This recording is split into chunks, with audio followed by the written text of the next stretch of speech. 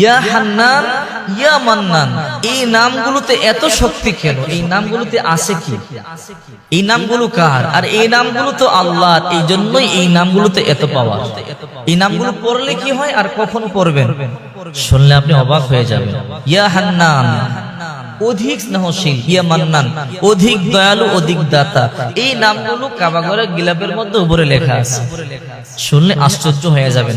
আবু দাউদ শরীফের একটা হাদিস আছে, 1495 নম্বর হাদিস।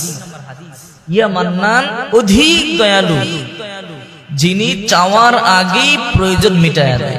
যখন আপনার কোনো কিছু প্রয়োজন হবে তখন আপনি এই নামগুলো ধরে যদি আল্লাহকে ঢাকতে পারেন, বিশ্বাস করেন আল্লাহ পাক আপনার প্রয়োজন পড়ার আগেই আপনার প্রয়োজন আল্লাহ মিটায় দেবেন।